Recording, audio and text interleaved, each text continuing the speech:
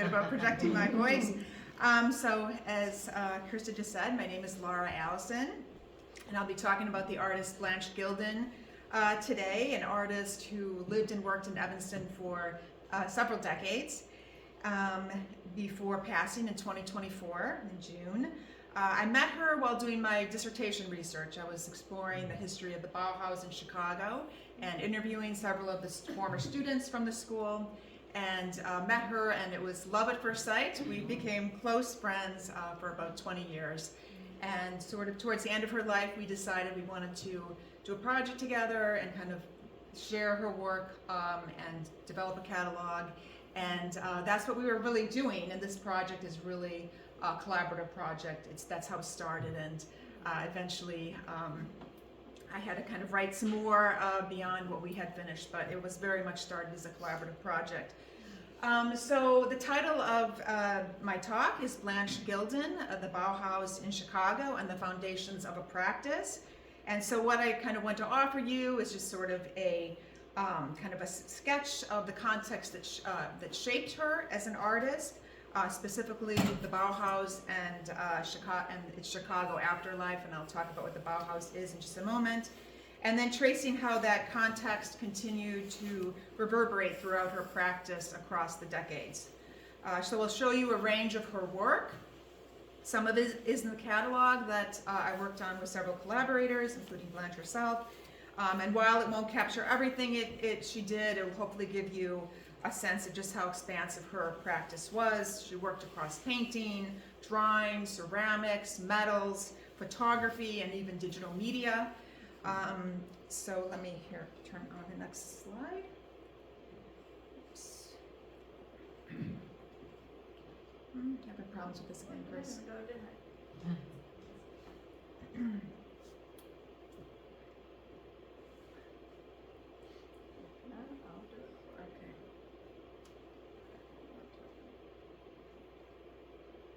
There we go. Okay, thank you.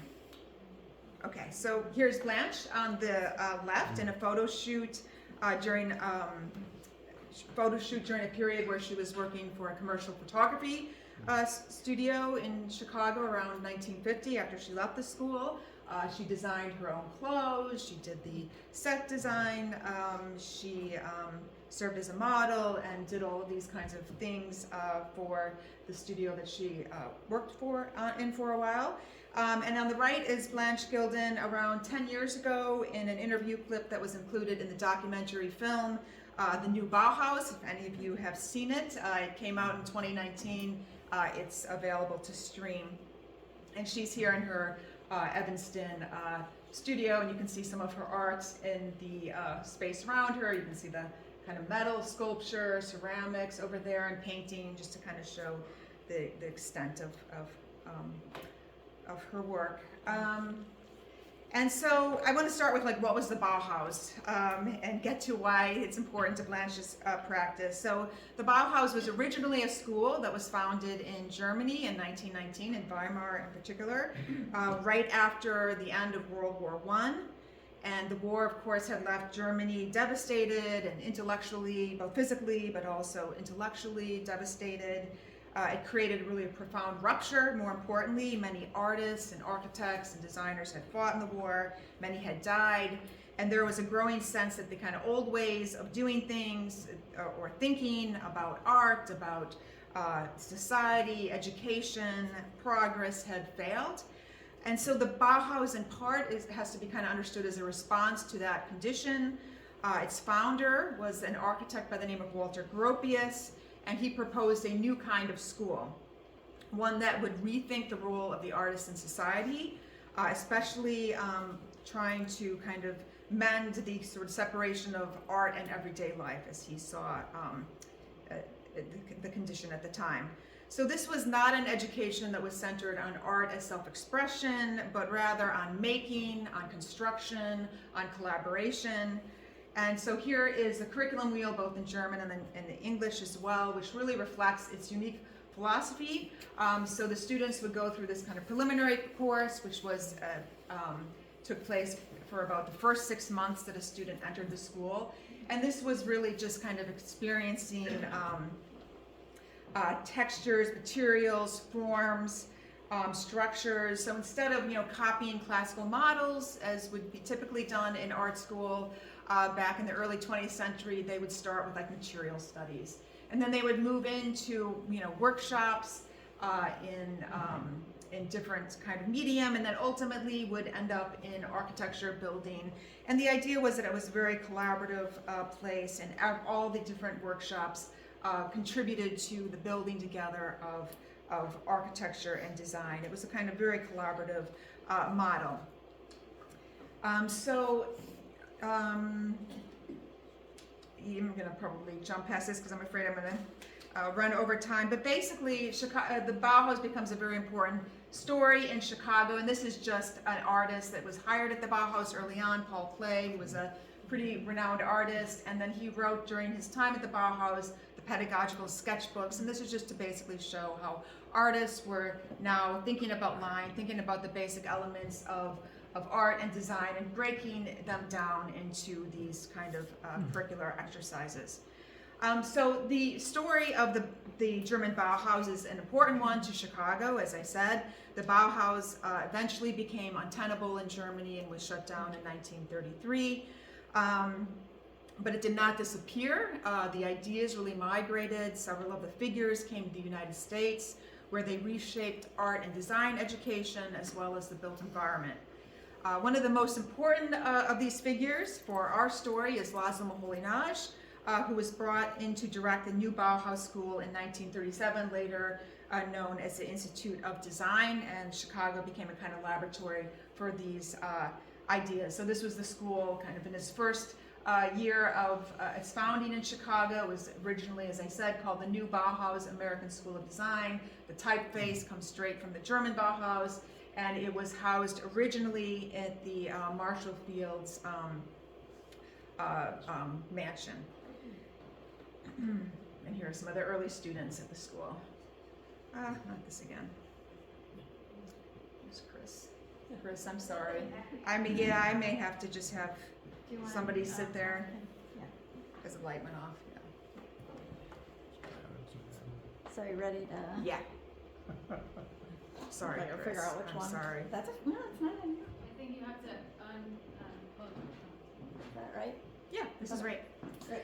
So here's the curriculum wheel, the one that we just looked at, and here it is in Chicago. So just to again kind of reiterate how it saw itself as very much kind of continuing what was going on already in Germany before it closed. The only real differences, aside from the different context, was that there was a greater emphasis on technology, photography, film, advertising came into the curriculum. New materials like plastics were introduced as well, as you can see. So light photography, film, publicity, and the other major change was that the preliminary workshop or the foundations course became a year-long class instead of or series of classes instead of just 6 months.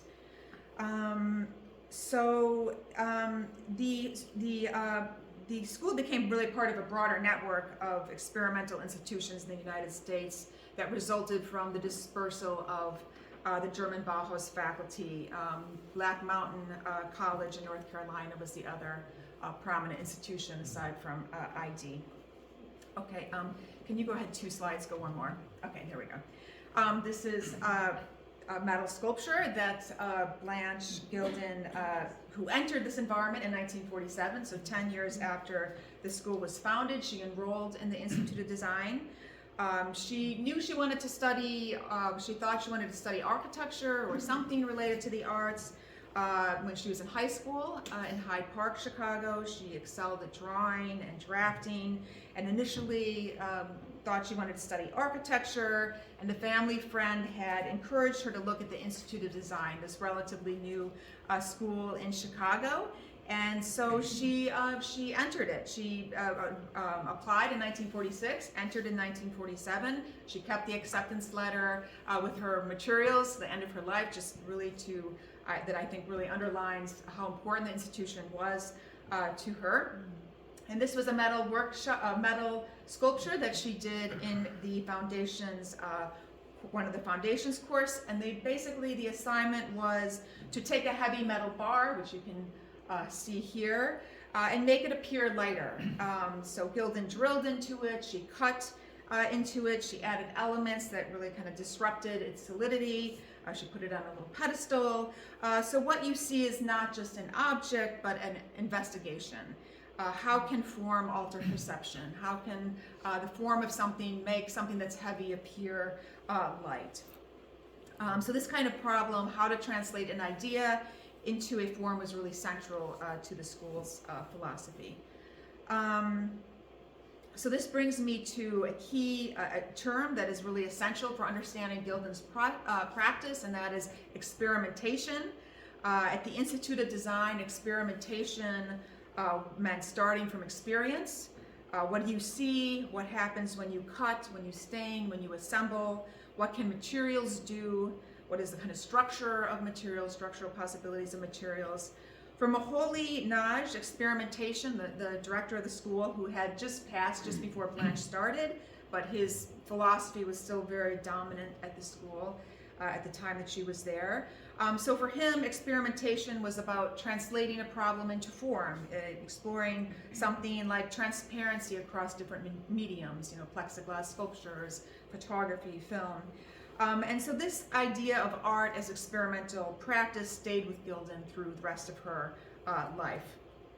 On the right, I'm sorry, I included also this image of a sculpture done by Alexander Archipenko, who was he was a Ukrainian-American artist who was really associated with Cubists. He taught for 2 periods at the Institute of Design as well. Blanche did not take a class with him, but she talked a lot about him because his philosophy of sculpture was very dominant at the school, and that is sculpture as basically this kind of series of forms and a kind of material, kind of lapse or sort of softening of the kind of material boundaries of sculptural practices. So you can go ahead, Chris, to the next slide. So Blanche Gildin left the school after a couple of years. She was, interestingly, really not entirely satisfied with her education. She found the emphasis on experimentation really exciting at first, but later frustrating. She felt that it didn't translate into practical knowledge. She didn't really know what she was preparing herself for. She felt that there were assumptions on the part of many of the faculty that she didn't totally grasp. And yet, when she left the school and began working in a commercial photography studio called Ralph Cohen's Studio, also in Chicago, she immediately brought this experimental mindset into her work. She designed advertising sets using everyday materials like rope, as we see here, tissue, as we see kind of to dress up this jacket that's on display here, found objects basically to shape, light, and form. Here again, she is also the model in this set design that she constructed. So in addition to designing the set, she also designed the layout for the promotional materials like we see here in this kind of image that was not produced yet, but turned into a kind of photo shoot by Ralph Cohen, and it's her drawing as well as the kind of collage elements that are included as well. So you can go to the next slide. Okay. So I want to kind of bring in a few other artists or artistic developments that really informed the Institute of Design and Gildin's art. And so one of the key movements that played really an outsized role at the Institute of Design was, and Bauhaus education more generally was, as well as post-war art too, was Cubism. I mean, it's a very influential movement. This is a work titled Breakfast by one of the practitioners of early Cubism called whose name is Juan Gris.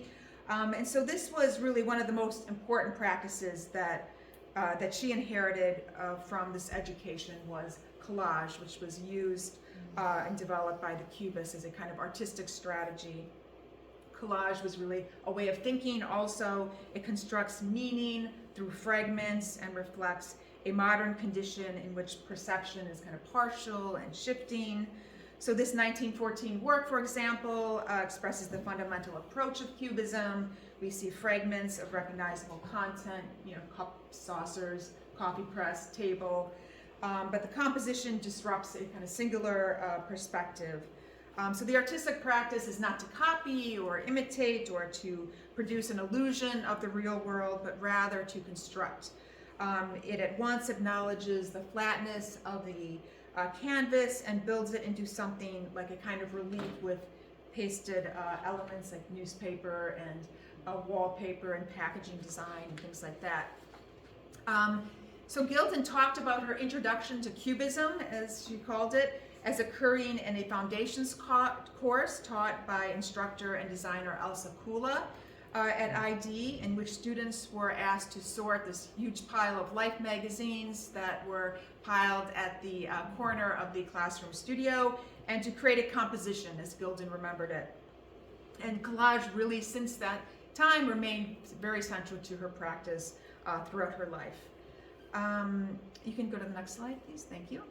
But she was also thinking about other artists and movements and their relation to collage and Cubism and the found object as she embarked on her artistic career. So she, as I explained in the catalog, she went to the school, then she worked for a period in the photography studio, and then she had her children, and then when she picked back up, she turned to art. She decided she wanted to be an artist instead of working in the kind of commercial photography or teaching. She really wanted to work as an artist, and so that's what she did. So she continued to think about the Bauhaus and try to really understand her education, to go back to her lesson plans that she had also kept. She also studied other artists and movements such as, surrealism and fluxus and abstract expressionism, color field painting, essentially movements that were happening around the time in the post-war period. And she was particularly drawn to artists who worked with found materials and who blurred boundaries between media. So Joseph Cornell was one of her favorites. He really fascinated Gildin. She not only did Joseph Cornell draw from the Cubists, but he also, like Gildin, was drawn to the found object and to collecting materials and placing them inside a shadow box, which she does in some of her works, which we'll look at in a moment. And also using materials to tell kind of private stories, personal stories. So Blanche would do this as well. She would use things from her family archive or stories about her childhood and incorporate them into some of her collages. You can go to the next slide, please, Chris. Thank you. So these are two collages. One on the right is on loan right in the front case when you come in to the History Center here, the Evanston History Center. So these were two collages that she did in old books, in old book forms. So while Cornell was really interested in incorporating 19th century ephemera into his collages, Gildin was interested also in discarded objects from the past, especially old books. So here she inserts collages into the cover of these old books. The pages are ripped out, but she leaves, torn pieces of paper and binding threads as a kind of remnant, as a kind of memory of how the object and how the material began. So if we look across Gildin's work, a few themes emerge, and I'm going to kind of go somewhat quickly through some of her work just to give you a little bit of a sense of the range. But a few of these themes I want to kind of use to sort of highlight. One is this kind of tension between control and chance. So in her collages, you see these carefully arranged, often geometric forms alongside loose threads, like in this kind of binding here, or stains in some of the work, or fragments that really resist control and that allow the kind of material to sort of take its own sort of life. So these works express Gildin's really simultaneous interest in intentional construction and the contingencies of material. They express her interest in the found, the discarded, and even the historical memory of an object or material as a starting point for her book, like the books themselves, but also, old letterhead stationery, old pieces of wallpaper, images cut out from books, such as these women here in this collage titled Mothers. A second theme, and you can go to the next page, thank you. A second theme that emerges in Gildin's artistic practice is a commitment to materials. This is her work on the left, and I just put it next to a shadow box by Joseph Cornell just to show the sort of interest also in kind of collage and found objects, but also building these kind of reliefs within a side of a kind of box-like setting. So she works with different materials. She works with paper, fabric, metal, ceramics, often combining them, and her works become accumulations, assemblages, constructions. In this particular work here on the left, Gildin wraps a series of wires in stained and burned fabric. You can see the pins where she pins them together, and then creates this kind of grouping of these semi-figural objects. And again, we have this kind of theme of the loose threads that are just kind of allowed to sort of have their own kind of expression. Can you go to the next slide, Chris? Thank you. So she did several works like this, of these kind of semi-figural wrapped figures. This is her home and studio. Sometimes she would hang them directly on the wall, so we see like fabric and ties and wires again. And she also often, and here's the piece that we just looked at, she also would often put them in boxes, lay them kind of horizontally on the table, or sometimes vertically, as we can see here. She described these objects as containers for memories, as kind of in between worlds, as fairy tale like. Let's go to the next slide, please, Chris. Thank you. This is a third feature or characteristic of Gildin's practice was an interest in process. So many of her works feel ongoing or open or as if they could keep evolving.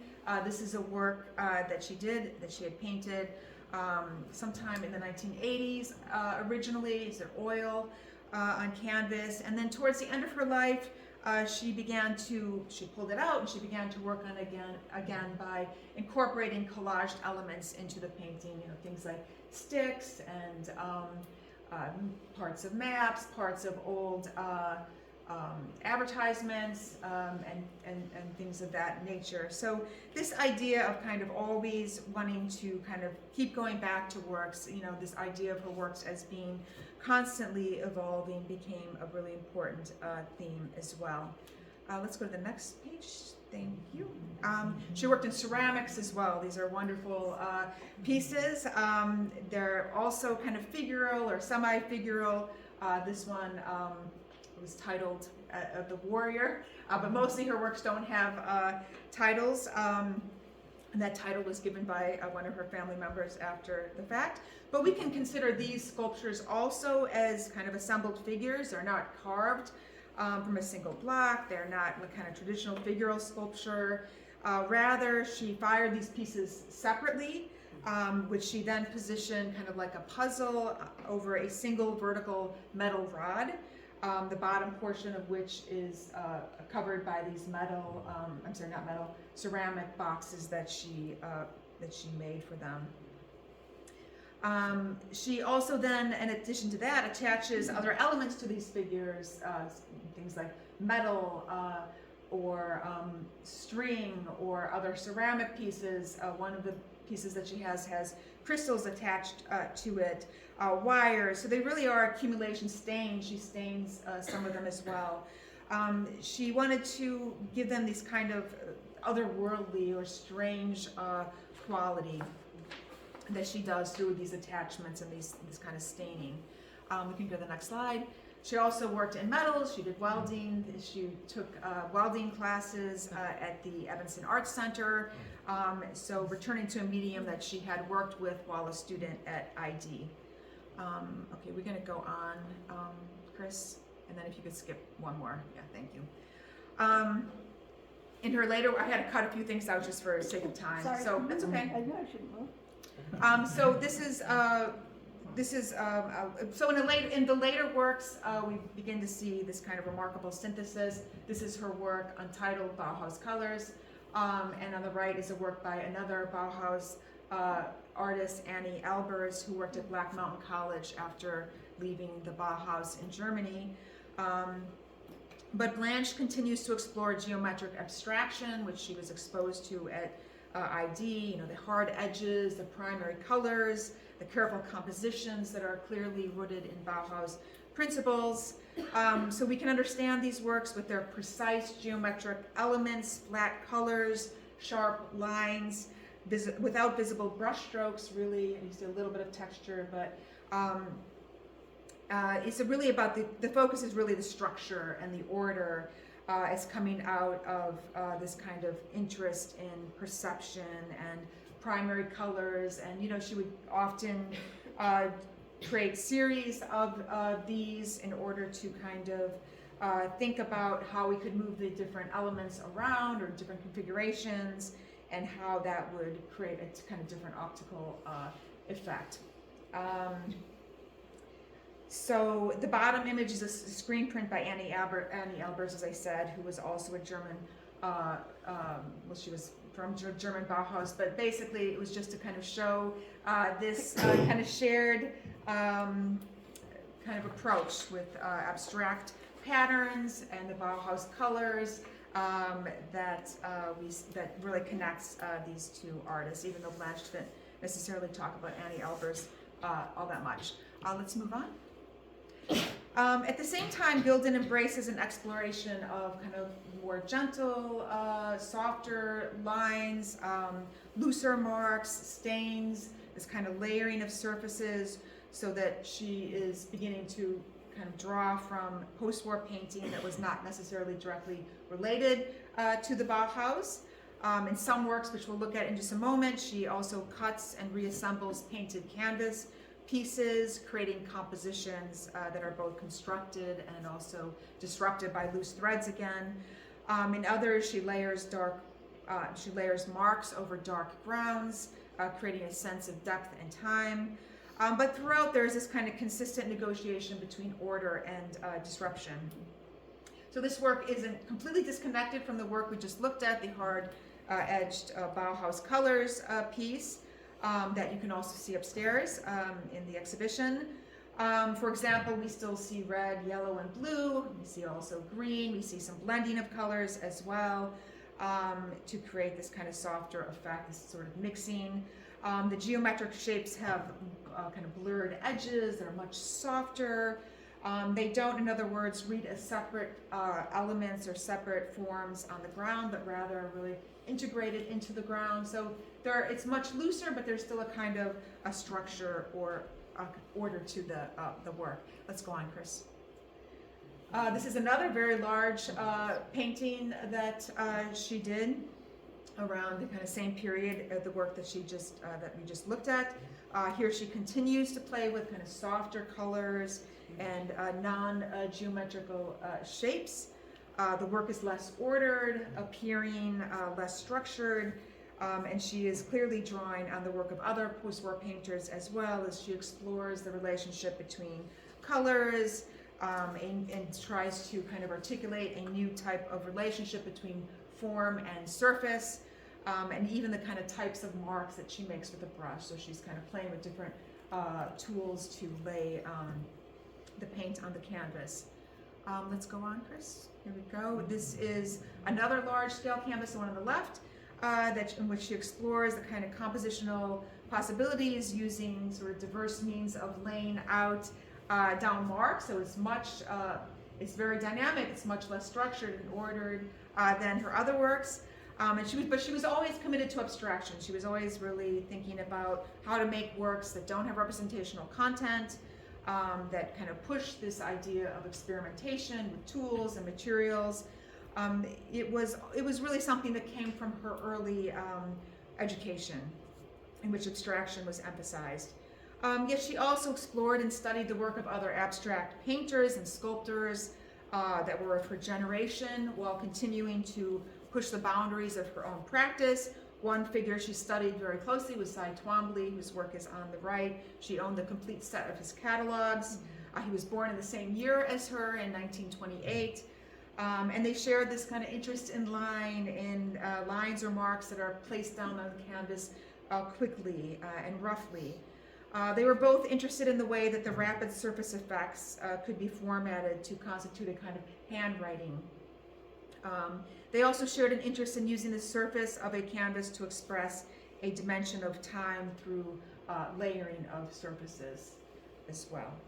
So Gildin's work here, for example, suggests both with the varying shades of gray, a sense of depth on the canvas. Some of the marks appear to be kind of layered on the black surface, other appear to be kind of coming through the black overpainting. Go ahead, Chris. And this is just to show some of the things that she would also do in between paintings. She would often go back and kind of play around with marks, play around with materials to create these marks, that she was interested in kind of seeing what they could do. I mean, it kind of comes back to Paul Klee's sketchbook, you know, this idea of taking elements and kind of seeing what kind of mood they can produce or what kind of character they have. But even though these marks are quite, you know, experimental, we can imagine the different kinds of tools that she used to lay these down, but they're very ordered. They're kind of organized within a rectangular, they're in sort of grid format, especially the ones on the left. Go ahead.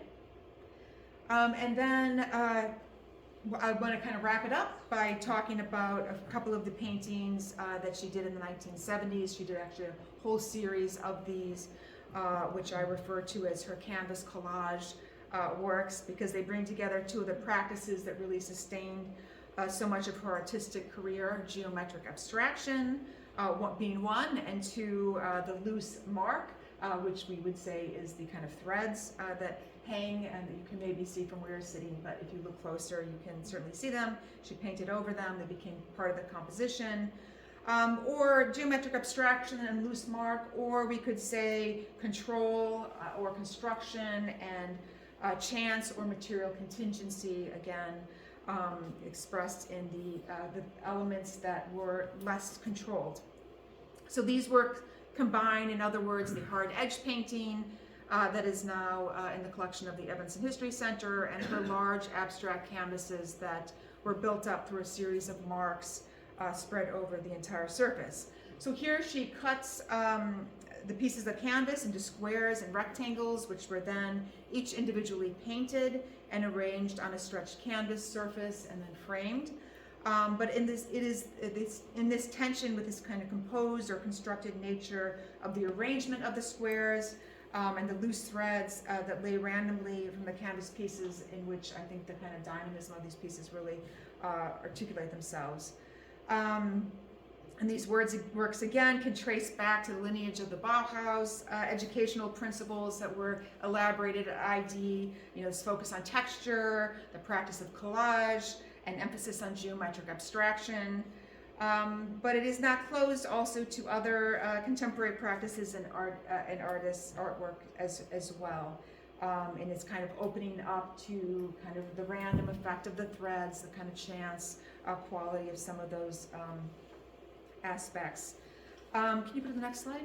And here's another one. I just showed a black one, which is one of my favorite pieces, and the white one, but she also did these in a range of different colors as well. You can see some of them in the catalog.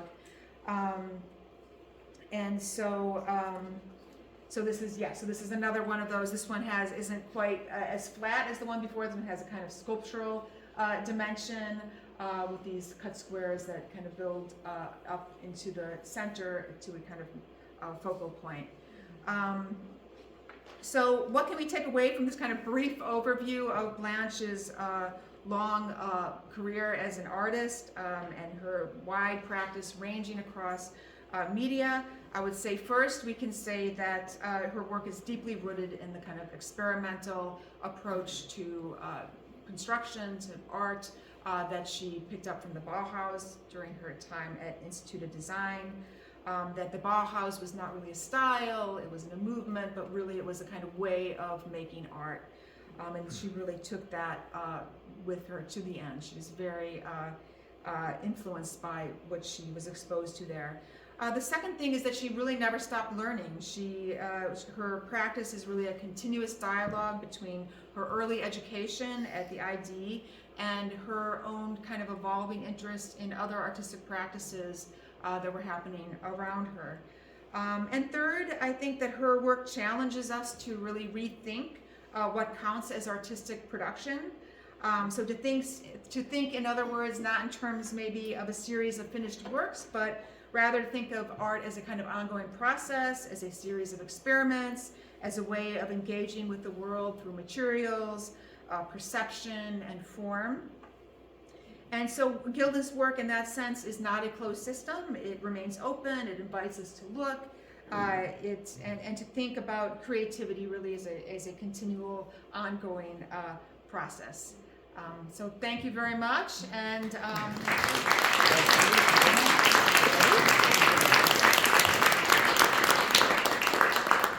thank you. So we're going to have a round table.